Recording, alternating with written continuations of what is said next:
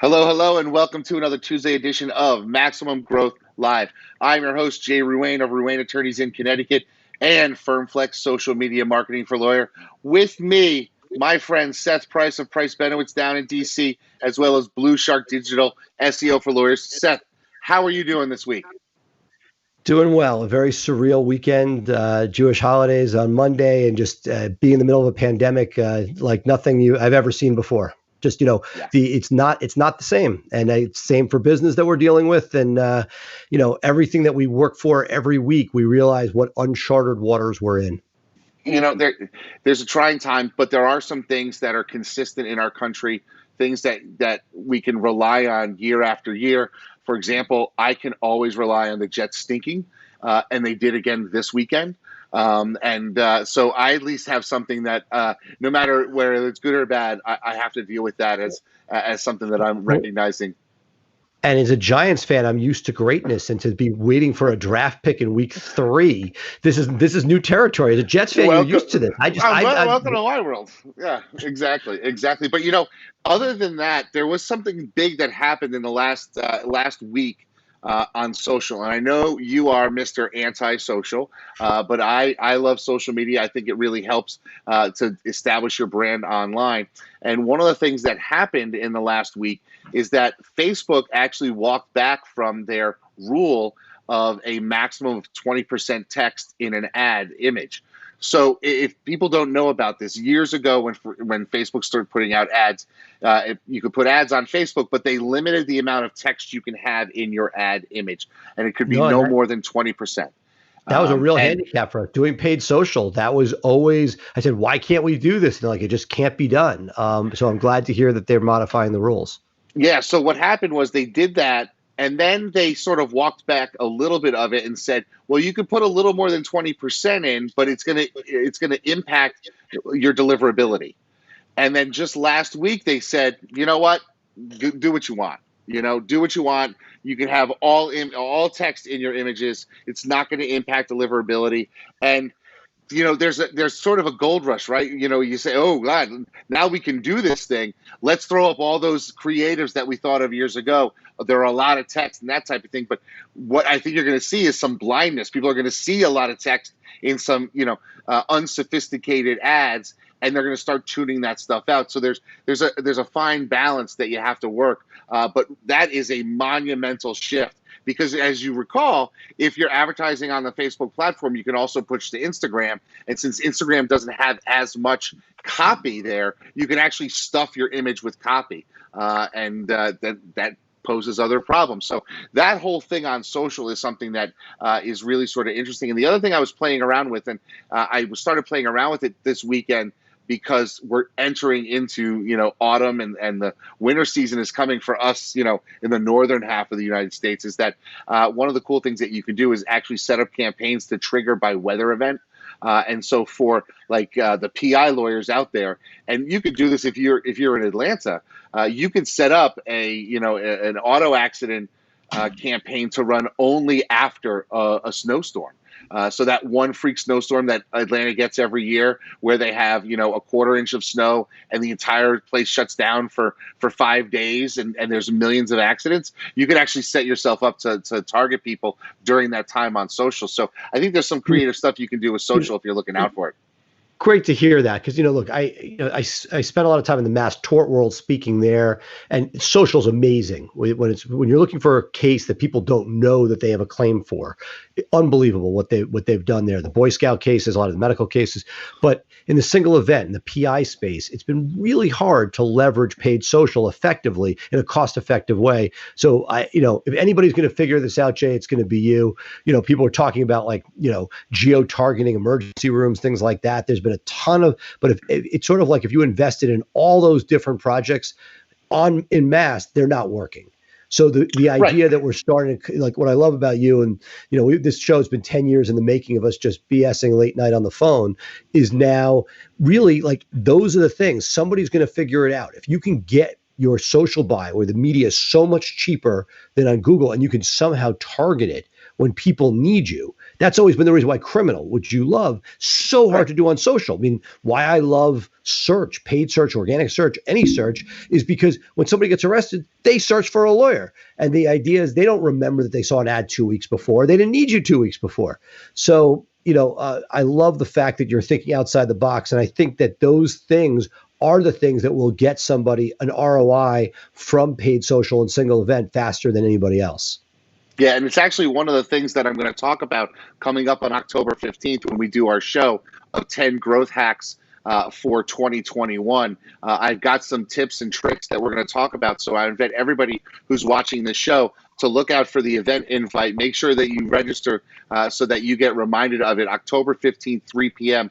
We'll be having a phenomenal show all about the best growth hacks that you can do for your law firm going into the new year. But before we get there, Seth, we're starting the fourth quarter. And if you told me in January what my second and third quarters would look like, I would not have described them. So let's talk a little bit about the fourth quarter, because I think it's important that people sort of get a good idea of what the options are for them out there and be realistic and not beat themselves up. Where do you think your firm can grow the most in the fourth quarter?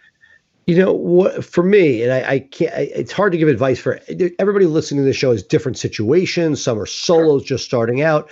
What I have been focused on is making sure the lines we have are profitable and really digging deep to sort of like, is this working? Is it not? Do we want to be doing this in 2021? Things that were on the margin, and really sort of making sure that what we're doing is there, expanding areas that are working and contracting or eliminating areas that are not, really wanting to make sure that we have a lot less give, and that, things we've talked about, keeping culture at a large scale, very, very difficult, so that with each incremental person you've made your life that much more difficult. And if some of those final people that you add have the least ROI, is that a place that you might be better off curtailing back and then expanding in the areas that have the better ROI? I know it sounds obvious, but that's what I'm focused on. Well, okay, so that leads to a very, very interesting question. And so we had a conversation with our good friend Sarah Kaki last week. And at the end of the show, we started talking a little bit about that, and we said, we should talk about this on Tuesday. So it's almost like you just reopened the door. So I want to get into it with you so we can talk a little bit more about it. But there's really, two schools of thought when it comes to it. And we kind of have the opposite, the way we do things. The way you've done it with Price Benowitz is that you've added verticals within the Price Benowitz umbrella, right? And there's some value to that for sure. I recognize it. In my business, in my firm, Ruane Attorneys, we actually said early on, we're not going to add things under our umbrella. We're going to build separate and distinct brands, separate from Ruane Attorneys. And so let's talk about that, because that's really a monumental decision that anybody who's looking to grow their firm has to make if they're going to do it under one brand, or if they're going to add more brands or whatever you want to call it, more firms to the mix. So talk through your logic in how you did it your way. Sure. Well, look, a couple things. I'd say they are two different ways of looking at it. But as we get into this conversation, I think that it'll be interesting to see they merge back to the same point, so that it's not like we are both approaching it from a different perspective at the same time. To a certain extent, look, I have a firm and I've added lawyers into it. So I've had the same piece of main infrastructure, a big DC office, satellite offices, Maryland, Virginia, now South Carolina. So those things have opened. But for my model, what I love about it is I market both the individual attorney as well as the firm. So while there's not a separate brand, in essence, as we know from Google, each attorney becomes their own brand. Now, the downside of my model is when somebody leaves, we don't want anybody to leave. We have a lot of people there 10 years plus. But if somebody does leave, that goodwill disappears and the brand, that particular brand disappears. But given that I've pushed everything via search, and it would work with your model as well, what I love about it is the firm itself, and this is what we've talked about for years, how Google is pushing more and more towards brand-centric search. That's why in the last algorithm updates, TV players have shot up disproportionately because there's names searched for them. So what I love is that the price band on its site has gotten so strong that it can appear for different items. What I don't love about it, and what I've done with my individual lawyer practitioner sites, is similar to what I think you've done and what Sarah did so brilliantly, Sarah Kaki, with her Atlanta divorce firm, in that by branding it as that particular type of law, as you have with Mr. Speeding Ticket, you have been able to, when people come, they want like, if they want a cheeseburger, they want a cheeseburger. They don't want to see that you're selling fried chicken and gyros. They want to see that they're getting the best possible cheeseburger. And so what I love about how you've gone and Sarah have gone is that it's a distinct brand that resonates with the mind, but from a search point of view. And this is, we've talked about this in a few different iterations, and it won't be the first, won't be the last time we talk about this, which is one site versus multiple sites. So that the question is, when you look at Mr. Speeding Ticket, if somebody came to Ruane Attorneys and it solved their problem for the same price, would they click on that number?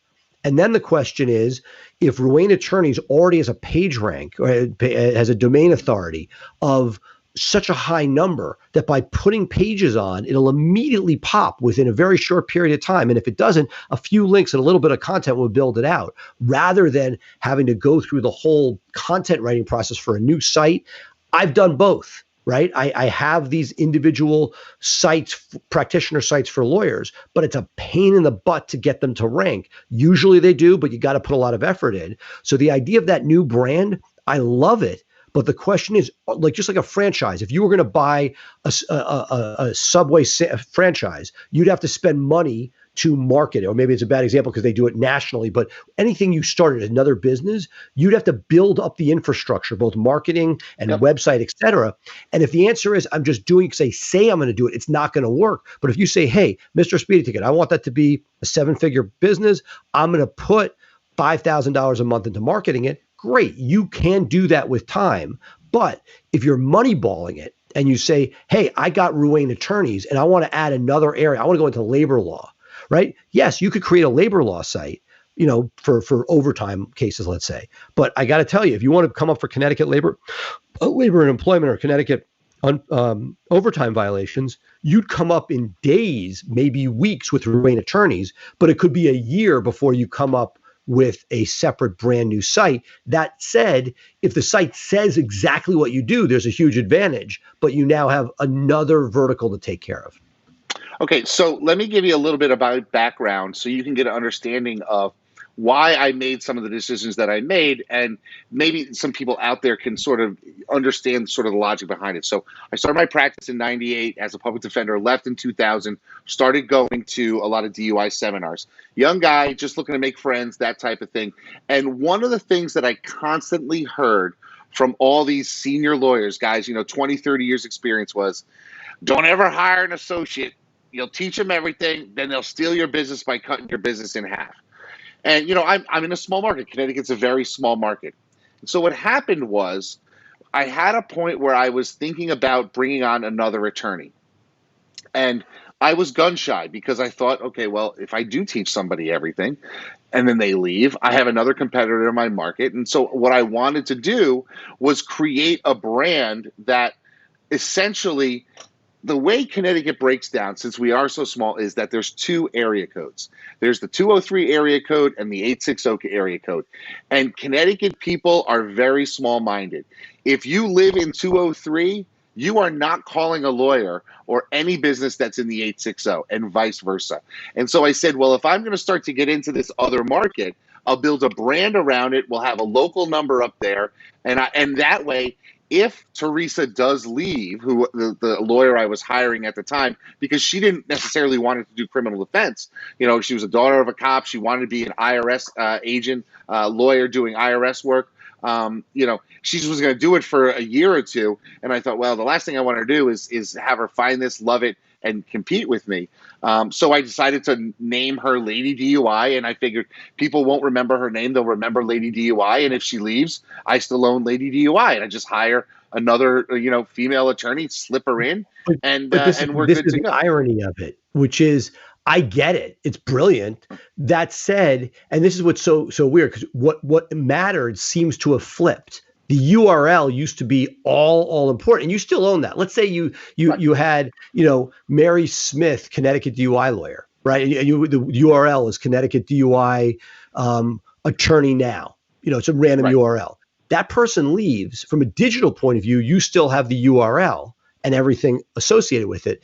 The downside, by today's standards, which wasn't true 6-7 years ago, was the Google My Business and the reviews are probably worth that much or more. And now you have the issue of, even if you call it that, if the reviews are about that person, you have better standing with the lady DUI, but there's Right. still, it's a third party. It's not you, it's not me, it's Google. And whatever Google says is going to go. You're not going to court and suing over it.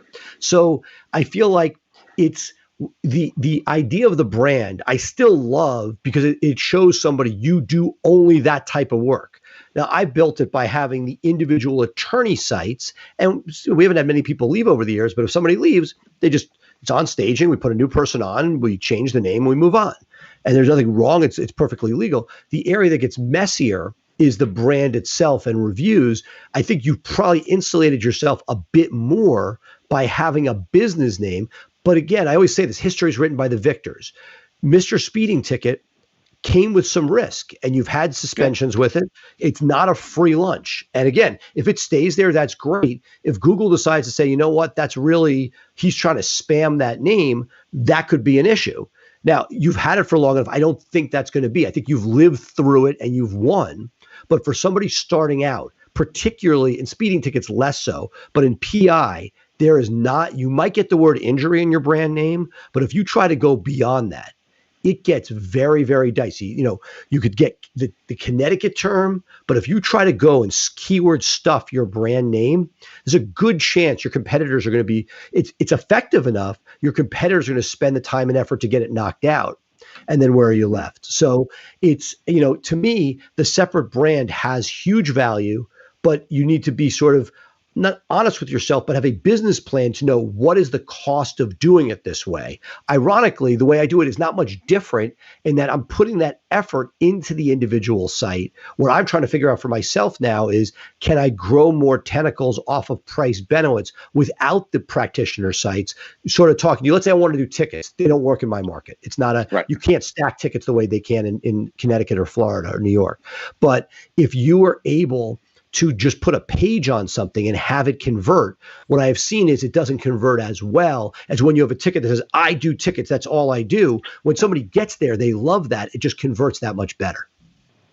Yeah, it's really sort of what you feel is going to work for you. I mean, looking back now with local service ads, which are brand new, I've gotten Ruane attorneys screened, but I don't have Mr. Speeding Ticket or Mr. Pardons or Lady DUI screened.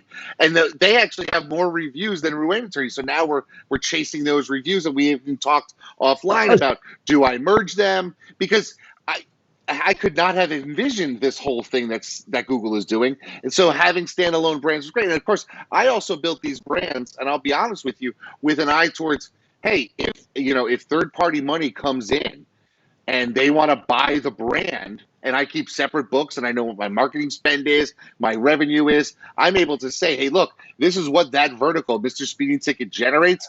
Here's the value of it. Buy it from me. And that's the Andrew Finkelstein play. You're waiting for outside money to come in to be able to take it even to a further level. For most people watching, that's not the issue. But I think the local service ads, which are complicated enough, you've been fighting that fight. We have too. Is that what's clear is that with tax ID number being the demonstrative or the main factor, that it may be easier for you to get Ruane attorneys for speeding tickets, divorce, criminal, et cetera, than it would be to get each of those separate brands, depending on how you set it up. So it's fascinating. We're struggling with the same thing that Google doesn't care. They look, it's so disorganized. They barely got through COVID and closing down their Indian call centers. They're now trying to do this on a skeleton staff, it appears, and it's incredibly painful to watch and experience. But what the path of least resistance appears to be single brand, multiple practice areas, which is not easy to do out of itself, but it's easier than trying to get each of your different brands through the local service ads. Yeah, I'm actually right now trying to get Mr. Speeding Ticket as a brand validated to go through Google screening. I'm very close. I'm just waiting on the background check. But then as that's going, I run into a hiccup with the Ruane attorney. So it's like I got so much stuff going on. It's it's a full-time job just doing this, and then I But have to my other stuff. bring this full circle, just to sort of highlight it, I think the key for anybody listening who's thinking about second brand, is there a major reason you need the second brand? Sarah had a vision. She first got a name that was much better than the khaki law firm for diverse, right? She was able to say, I'm doing one thing, I'm going to do it really well. God bless, right? If you're in something that is not, and you have to decide, does a separate name help that much? Or is there a way of having a practice group within your firm? That's something I've experienced. So right now I have a family law group that is like you. I have a family law group outside of Price Benowitz that is practicing family law. It would be so much easier if I brought it in, but then you have the issue of Google GMBs, Google My Business, and you don't want to confuse anything, right? So if you had Ruane Attorneys Family Law, okay, or divorce law, you could do that. It just gets messier. And when you have your golden goose, which you're making your money on, that's what I think you have to remember. Sarah had an issue where laws were, there were government shutdowns, and there was issues. If you have a golden goose, I am conservative. I went to law school, as everybody on this podcast is listening, did. And that you don't want to hurt that golden goose of your main practice area. But at the same time, this is what I love as a strategist at BluShark. When somebody comes to me and they say, hey, I'm paying X amount per month, I want to start a second practice area. And I'm like, do you want to spend 2X? And they're like, absolutely not. Well, I'm like, hey, for nominal more, you could just add another practice area into your existing site. And then if it takes off, you could deal with it later. You could build something. Now, again, there's no better time than now than starting it. And that's why you've been a genius, and you just put some content out there and look at it years later. We always have these calls. Hey, this thing I put out 2 years ago is now showing. Great. But for the average person, unless you're going to invest in a team of writers and a team of link builders and everything else, to me, if you have the resources to build out a site and it's a branded site, it's not like you started with, you had, I think, probably Ruane DUI at some time. As long as it doesn't offend somebody, you can't put family law or divorce on that. But if it's Ruane Attorneys and you could put any of them and you spend your time and effort on the Google My Business and you build out the authority of the main site, that can be the home run. Yeah, and that's really helping us with our civil rights practice. We started it at the beginning of the year. Boy, I mean, of all the years to start a civil rights practice, I kind of hit the lottery in that respect because of so much more attention to the area. And we've brought in, a dozen really solid cases. Brought one in today, a really solid case and we built that onto Ruane Attorneys because it wasn't so divorced from their criminal law, we fight the government sort of attitude that we have on our criminal law site. The speeding tickets, it's interesting. Years ago, I was representing a kid on a DUI case, and we were going to court, and because of the judge and the prosecutor that were sitting that day, I said, I'm going to let my father go and handle this case because he had a better relationship. And the father of the client called me up and he said, I don't want that speeding ticket lawyer representing my kid. I hired you, Ruane. You're the one who should be there. I'm like, dude, he's walked people off of capital cases. Like, he's no speeding ticket lawyer. He just happened to be the face of that brand when we were building it out before we started doing things. And so, you can you can run into some problems, but really, I think what it comes down to, Sarah talked about having different resources and separate entities that they couldn't even be in the same space. I've been lucky in that my speeding ticket site, my pardon site, even for a while, my Lady DUI brand. We all worked out of the same office. I mean, we would just have multiple signs up, or we have Class A office space. And that's fine, right? Because it doesn't even, the Google issue right now is when two types of the same practice area are in there. So if you had a family law page on Ruane Attorneys and it competed against the lady divorce, that would be a problem. right? Because both would not show up in the same building. I know it's crazy, but it still matters. It's still so. I feel like the other thing that we didn't touch on, which is significant to this, is are you more PPC centric or more SEO centric? We spent a prior episode, joking about the fact or sort of focused on the fact, that you have allowed opportunities slip away from things you could have won with SEO because you had invested so well in PPC, had such a good system there, and you like social, and you said, you know what, rather than put these resources and build out here, I'm going to go tilted window mills over here, and did very, very well. I think the significance is that with PPC, it is more important to have the separate brand and site that's only. If you're putting a paid ad out, the idea is you want to have almost like blinders on a horse. That person gets there, it solves their problem for that thing and nothing else, right? There's not really an advantage to having other things on there. I mean, you may want to say have a bigger firm, but in general, my feeling is if you're doing pay-per-click, the fact that you went with Lady Divorce, Lady DUI, and you could target that well, I love. Whereas it didn't give you maximum SEO advantage like these ticket things. While if it's a less competitive space, it'll move up. But so for something like divorce, you may not compete as well, and you would have competed better on Ruane Attorneys. So to me, I'm going to sort of conclude my thought with, I like the best of both worlds. To me, if Sarah Kaki has her separate firm for Atlanta divorce, and here's her SSDI site, and you just index some pages on it, assuming the SSDI has been around forever, and it's not something that's obvious, it's not going to offend somebody when they come to the homepage, but the idea that you already spent the time. Ruane Attorneys has been out how many years? We're 19 years. 19 years with authority, despite your best intentions of not giving as much link love, there's still a freaking ton of links coming in, right? So if you were to sort of just be able to add silos to that in a way that doesn't upset somebody coming, if somebody's coming to you for a big time DUI case or a white collar case or whatever, you don't want something that's going to say, hey, these guys do everything, I don't want them. But if you're able to somehow create an elegant enough menu and the homepage is not that easy to get back to, you can get back to it, but that the idea that somebody lands within the family law pages on Ruane Attorneys, divorce pages, they can stay within that sort of silo more easily, that the menu is right and that all of that stuff is right, then, and it's not like you don't have the same menu across the site, but when you get there, all you see are the family law and divorce topics, then you have the best of both worlds. Now, you're not going to be able to get two bites at the apple based on current standards with GMB, right? One will get suppressed and you don't want to divide up your things. But what it allows you to do is see, what does Google like? Are they loving Lady Divorce? Or is there some sort of an issue with that? And Ruane Attorneys, that brand is resonating, and you can sometimes sort of like A/B test it yourself, and whichever works, double down on. Yeah, it's a really sort of fascinating conversation, and we could probably talk for days about this.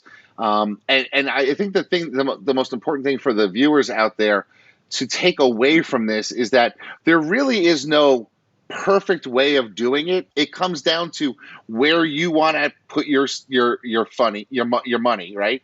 Put your attention, what you like. I mean, for me, the creativity in building a brand is something that I enjoy. I like, picking the colors and designing the logo and coming up with the idea of who the customer is and all that stuff. That's what I like. I mean, there was something that I was showing you earlier today, an idea that I want to put out to generate more, lawyer to lawyer referrals. And I already have the cover art done, and I have the fonts picked, and I have all that stuff done before we've even done anything else. And I did that with Tiger Tactics with my co-authors. I mean, we talked about a book on a Friday night, and by Sunday I had, here's our color scheme, this is our logo, this is where we're going to go. That's the kind of stuff that I love doing. So it sort of plays into that sort of do what you love. Absolutely, you do what you love, but I think you got to be careful because it's to me and something we haven't really talked about this, but when I first met you and our good buddy David Hanel, there was I always heard in my mind when we talked amongst ourselves and some of our peers from 10 years back, you'd always hear the future tense in discussions, and I think this is good for our listeners to hear that when you listen to something, is it something that's working? Or is it something that somebody's trying? When you go to masterminds, right? We all go to masterminds, some online, some hopefully in person someday, back again. People say, hey, I'm doing XYZ. And the question is, how long you been doing it? You've been doing it 2 months? Great. Let's talk in 6 months and see how it's going. Oh, I haven't even launched it yet. So the idea is I feel like there should be a 6-month rule. My fraternity, we used to have like the 10-second rule where this guy always said stupid things at our meetings and delayed everything. So we basically made him wait 10 seconds. And if he still thought it was a good idea, he could speak. I feel like there are times, and you hit pay dirt with Tiger Tactics, but making sure that it's not your love of designing a new logo, but is this what's going to get you to the next point so that you don't have your world littered with projects that haven't gotten to critical mass. You got your golden goose. Do you want a second one? Absolutely. But being careful and thoughtful about what that is, and not just like, I love making designs. In your case, everybody has their own piece of what it is. For me, I'll start the HR process. Oh, I want this, the ads up on Indeed within a second. Great. But what is it going to make me more money? And does it resonate? If we looked at our GoDaddy accounts, how many URLs have we bought? So I finally, you'd be very proud of me. I finally went through and said to my staff, again, if it's not being used or has a redirect or has a potential future use or is for some reason a valuable name. If I happen, which I never did, all my names are crap. But if you happen, it was just too thin out, because what it is, it's the land of business ideas that didn't go anywhere. And there's nothing wrong with it. I'm glad I did it. Those $17 investments over and over again, were great and inspiring, but you don't want to go in too many directions because then you won't get anywhere, in my opinion. Yeah, and here's a little tip for the people that are listening, and this is something that I've done. I don't do as much as I probably should, but I have something that I got from I believe it was Matt Homan, who's out in St. Louis, who used to have this blog called the Non-Billable Hour. And Matt is it's a friend of mine for years, only through digital means. I was a follower. I would comment on his blog back. This is years ago, before there was social and that type of thing. We developed sort of an email friendship. Blogs were the social before social. People would write a blog, right, and they would comment on it, and the comments in the blogs were the currency. So continue. Yeah, absolutely. So he had this thing, a quarantine sheet.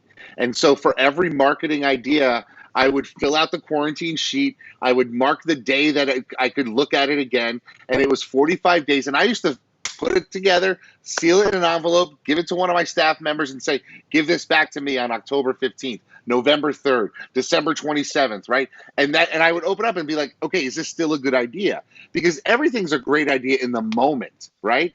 It's when you look at it 6 weeks later, if you're still jazzed about it, then yeah, go for it. But a lot of times you're like, yeah, that was a good idea, but I had a glass of bourbon that night. I don't know if it's going to necessarily work. The thing that I'm starting now is something that I had an idea for in the beginning of July, and I opened up my quarantine and I said, yeah, I like this idea. And so I'm running straight forward into it this week, and we're putting the systems in place to make it happen. Right, but the question is not, so look, I love the fact the 45 days was our 10-second rule. But what I would ask is, it's not just, is it a good idea, but what are the resources needed and what is the likelihood of success? And it's so hard to personally handicap it, because we need, as entrepreneurs, to get driven and say, hey, I'm going to do this.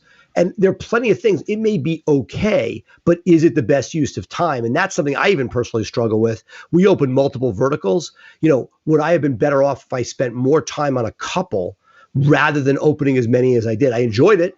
I liked it. I got to meet people. There's cross-selling. The theory is there, but I am still not, I think the jury is still out that if lesser number of verticals may be better ROI over time.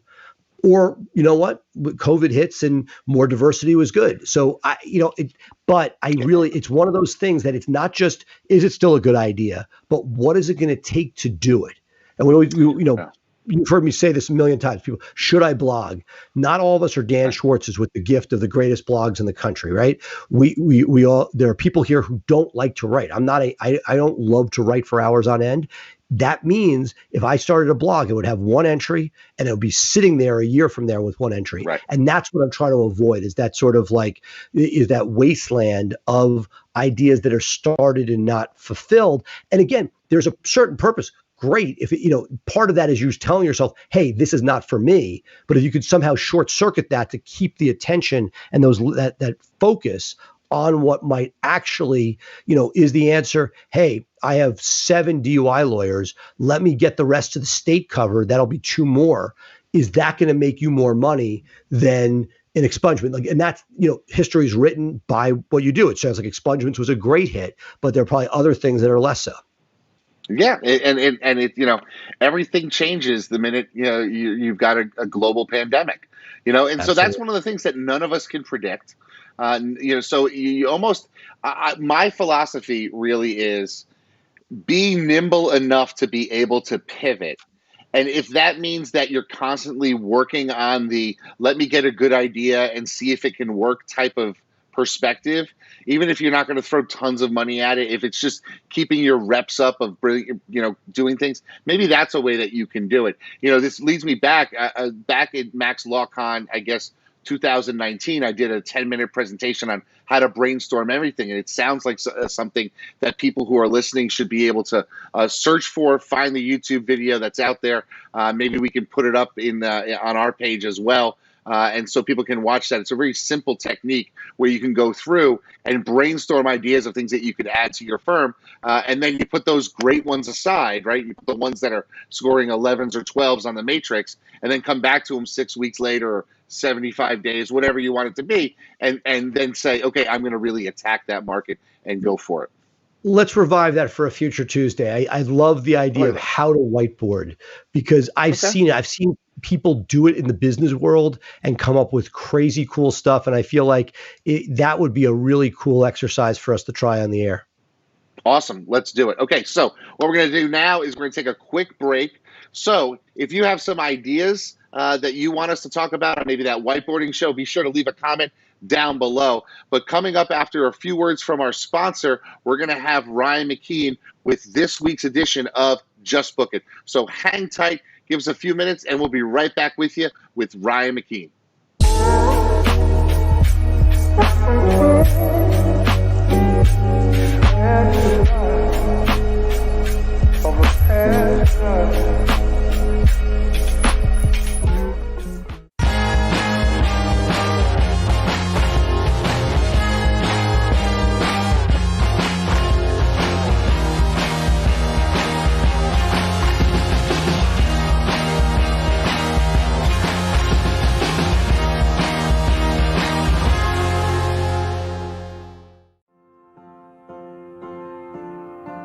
In this world today, if you want to grow your business, you want to grow your firm, you want to take on more cases and make a bigger impact, you have to have a digital blueprint. Statistically, throughout the time that we've been working with BluShark Digital, our law firm, the Atlanta Divorce Law Group, grew over 1,400%. They truly understand where we're headed and how we want to get there. I have a team in BluShark Digital that I feel like has my back.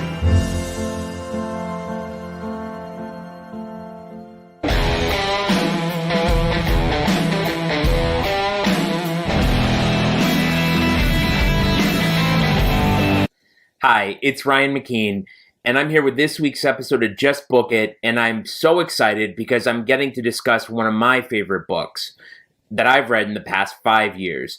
Tyson had mentioned recently on a podcast that a lot of business books are the same thing. They take one idea, they rebrand it, they tell another story on it, they say it in some different way, and they write the same book. So essentially, there are about the same dozen business books out there over and over and over again. And so part of this podcast, I'm going to take a look at books that may be non-traditional, not just your traction type books, and see what business lessons we can bring into your practice. And one of the best books that I've read in the past 5 years is the Beastie Boys book. I love this book. I love the Beastie Boys. As a child who came of age in the 90s, this book is fantastic. It honors the group. I mean, the pictures, the artwork, everything about this book is fantastic and first rate. So to get that out of the way, I love the Beastie Boys book. But to get into some of the business lessons about the Beastie Boys and things that you can take into your practice is why I'm here. And there are a lot of lessons from law practice that you can learn from the Beastie Boys. And if you think about it, it makes sense. a band or a group that is very successful for a long period of time, they're doing a lot of things right. And there's a lot of business that's involved in what it is that they're doing. So here are the 3 lessons that were my main takeaways. The first lesson is you have to have a core team. You're talking, 2, 3, 4, maybe 5 people at the most who are your core. These are the people who are going to be running with you for a long time. And the reason why you need your core is because the longer you work together, the more trust you build, the faster it is you're able to move because you speak the same language. You share the common values, you share the common purpose. So early on in your business or your formation, identify your core people. And then from there, supplement your people. And the Beastie Boys did this with, the Dust Brothers, with Mario C, with Russell Simmons. They supplemented what they needed at the time that they needed it, and they added on complementary pieces throughout their existence, but they kept that core really tight, and that's one of the reasons that propelled them to great success. The second thing that I really wanted to talk about was that some things that you think are going to work out, they don't work out, or they don't work out how you intended. And the first example of this is one of the songs that really breaks the Beastie Boys is "Fight for Your Right to Party." And that was actually a song that MCA had written for a side project. And it was never intended to be a Beastie Boys song. They needed another song on the album, so they put it on the album. And of course, the video and the song propelled them to massive commercial success, even though it's almost unlike any other song that they've done.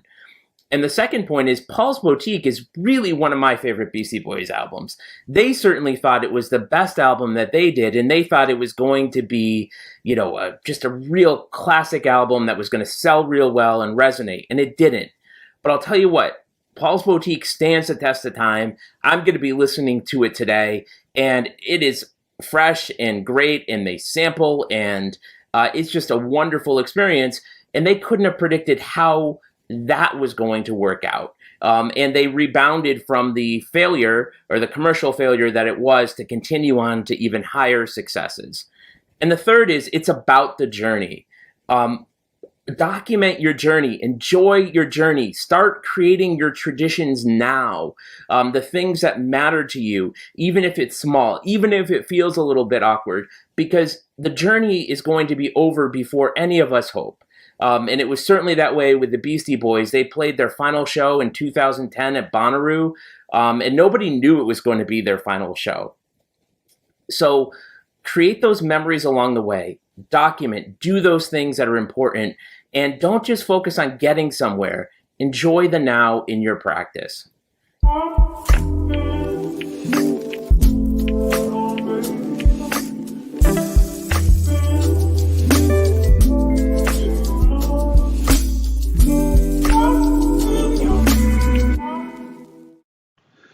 All right, Seth, just a great conversation today. We talked about a lot of stuff at the front end of the show, and I think it even got my wheels turning as I'm sitting here listening to Ryan's segment.